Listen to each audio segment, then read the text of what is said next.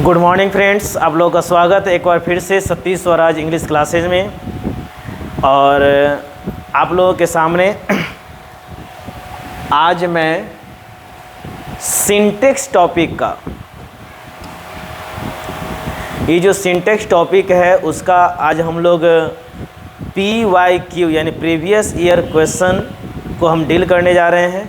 और one by one आपको एक एक क्वेश्चन को हम उसका सॉल्यूशन देंगे और आपको देखना है कि सिंटेक्स से रिलेटेड अगर कोई क्वेश्चंस हैं तो उसका अप्रोच कैसे होगा, यानी कि हम एग्जामिनेशन में उसको हम कैसे सॉल्व करेंगे। ठीक है, तो चलिए इस बात को देखते हुए आप लोगों का सामने जो है ये पहला क्वेश्चन है। और याद रखना है आप लोगों को कि ये जो क्वेश्चन है आप लोगों का, ये प्रीवियस ईयर का क्वेश्चन है, जो वैसे बच्चे जो MTS, CHSL, CGL, स्टेनो की जो तैयारी करें उन लोगों को सभी के लिए बेनिफिशियल होगा।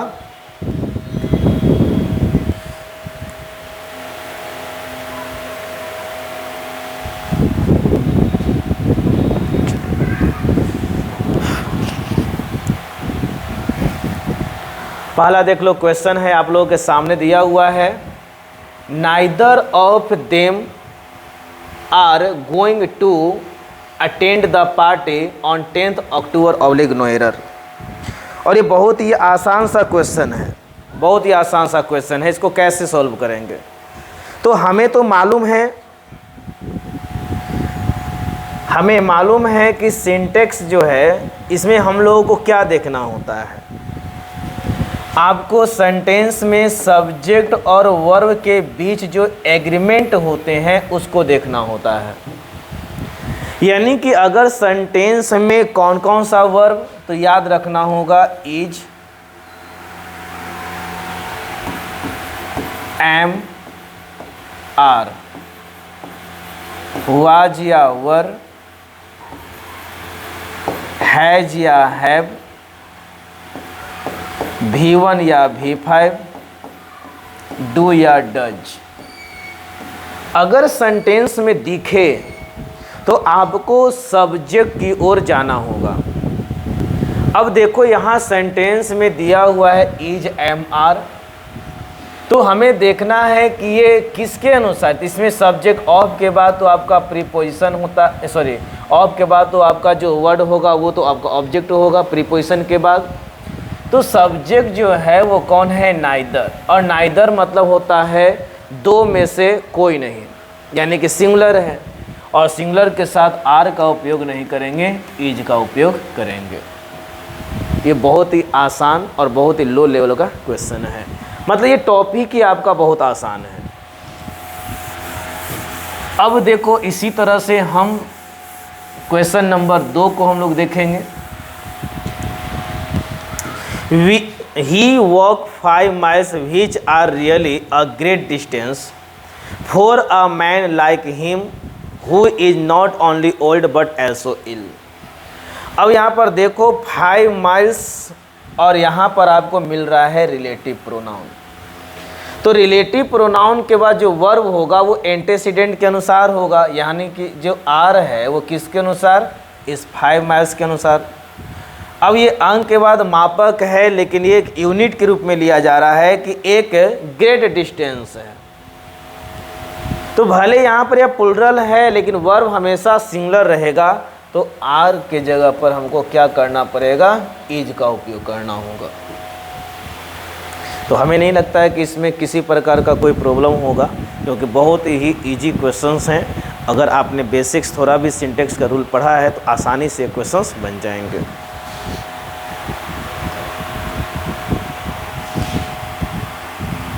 क्वेश्चन नंबर है 3rd, आप लोगों के सामने दिख रहा होगा। अब क्वेश्चन जो 3rd है, आइदर माई कलीग और a peon are coming home with the material today. अब देखो यहाँ पर आपको मिल क्या रहा है, इज, एम, आर, तो किसके अनुसार होगा, तो और या नॉर से जुड़ा हुआ होता है अगर दो सब्जेक्ट, तो वो लेटर सब्जेक्ट यानी कि बाद वाले के अनुसार काम करेगा। अब ये बाद वाला आपका क्या है, तो अप्यून है, सिंगुलर है, तो आर के जगह पर क्या होगा, इज का उपयोग किया जाएगा। क्लियर है ये चीज़?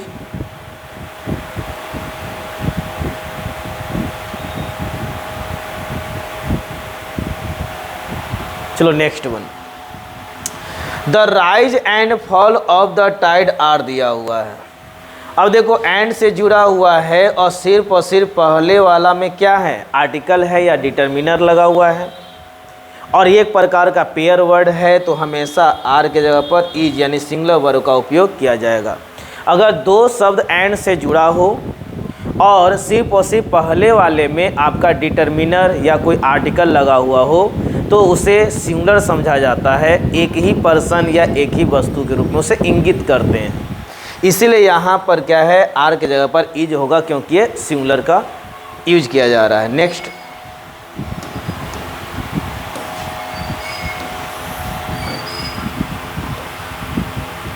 क्वेश्चन नंबर है आपका 5, दिया हुआ है many a man have succumbed to this temptation. तो मेनी का बहुत सारा कॉन्सेप्ट आप लोगों को पढ़ाया गया है।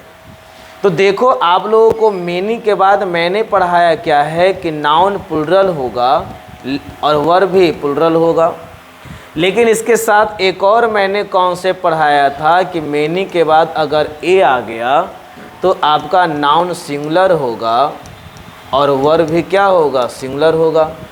तो मेनी के बाद ए आ रहा है, many a man, such a man, तो ये सिंगुलर है, हैव की जगह पर क्या होगा, हैज का उपयोग किया जाएगा।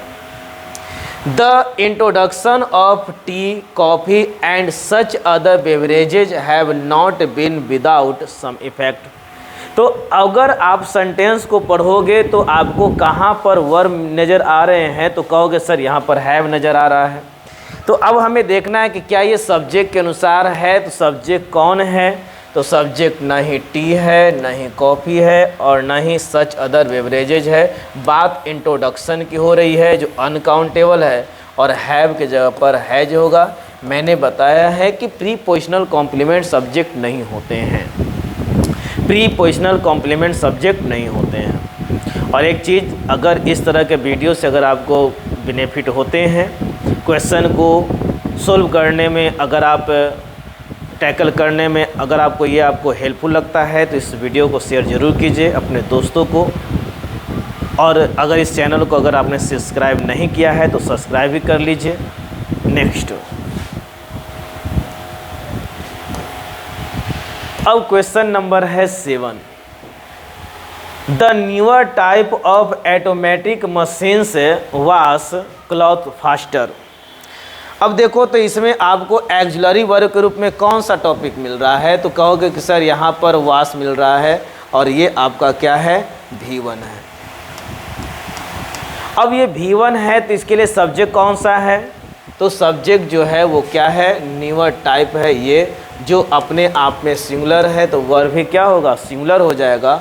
V1 नहीं होगा, V5 का उपयोग किया जाएगा, वास नहीं वासेज होंगे।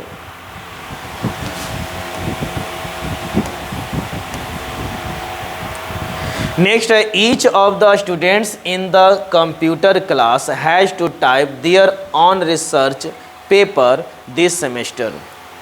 अब देखो इस सेंटेंस में सिंटेक्स का तो कॉन्सेप्ट है, लेकिन साथ साथ प्रोनाउन का भी कॉन्सेप्ट है। क्यों? क्योंकि ईच के लिए यहाँ तो हैज किया हुआ है, तो ईच सिंगुलर होता है, तो आने वाला जो प्रोनाउन या केस होगा वो भी सिंगुलर फॉर्म में ही रहेगा। तो दियर के जगह पर क्या करना होगा, ही, और ही का पोसेसिव केस क्या होगा, हीज होगा।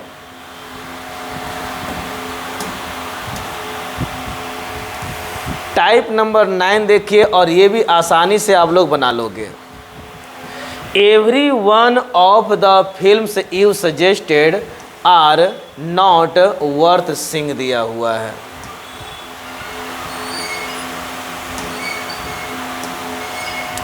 तो अब यहाँ पर देखो ये इज एम आर जो है वो आ रहा है, वो किसके लिए आ रहा है, तो आप कहोगे सर यू के लिए। बिल्कुल गलत। ये यू सजेस्टेड जो है वो एक्स्ट्रा इन्फॉर्मेशन है सेंटेंस में।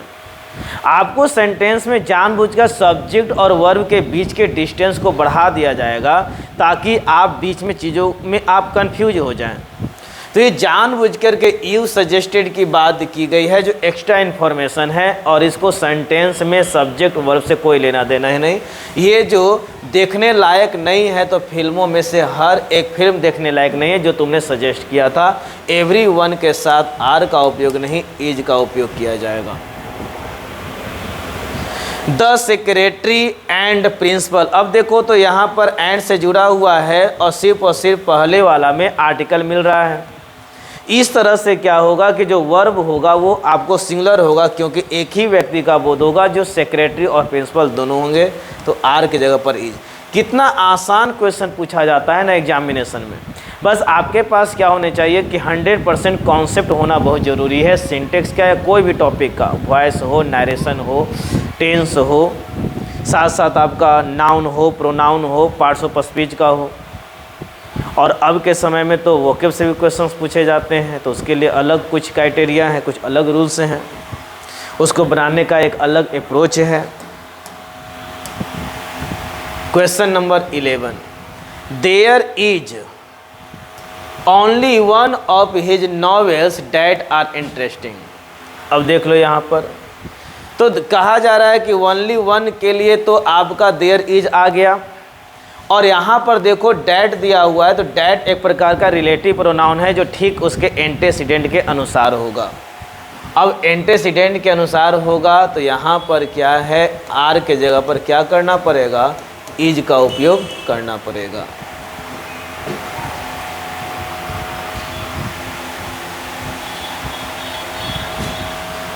Knowledge of at least 2 languages are, तो ये जो इज एम आर जो मिल रहा है इसका सब्जेक्ट कौन है ये ढूंढिए।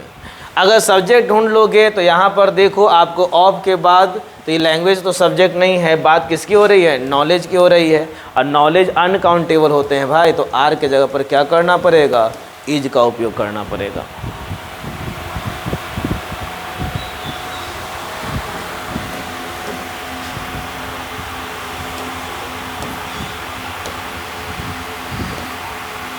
It is I who is to blame for this bad situation.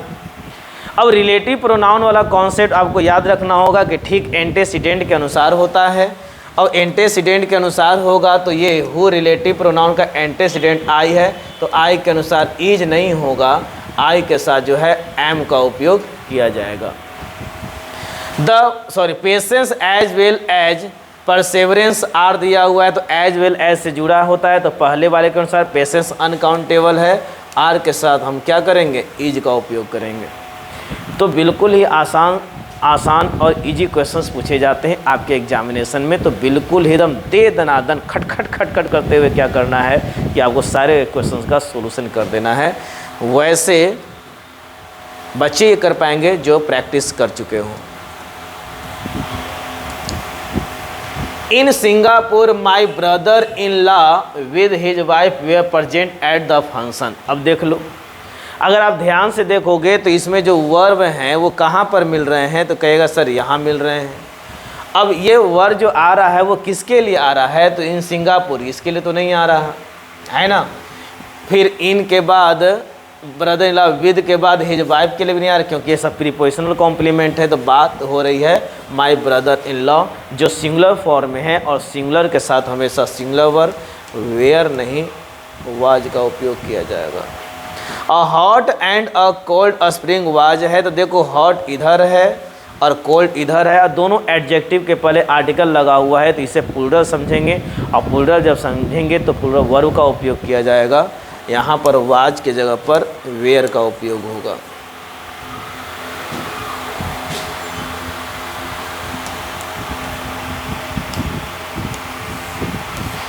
Either of the roads,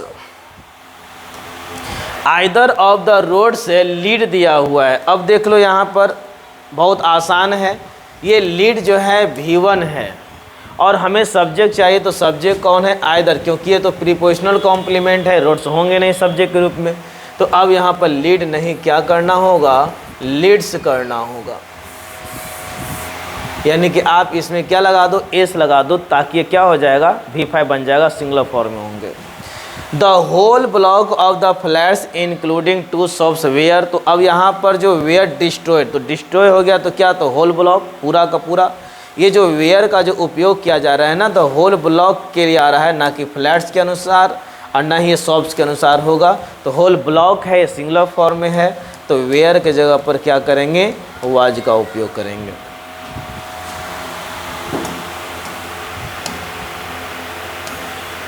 the sum and substance of his poem, तो देखो कितना आसान है, इसके पहले द लगा हुआ है, इसके पहले कोई आपका डिटर्मिनर नहीं, और ऐसे भी पेयर में आने वाला वर्ड है, तो आर के जगह पर क्या किया जाएगा, इज का उपयोग किया। जितने पेयर वर्ड्स हैं जैसे राइस एंड करी, slow and study, bread and butter, horse and carry, ये पेयर में आने वाले वर्ड हैं।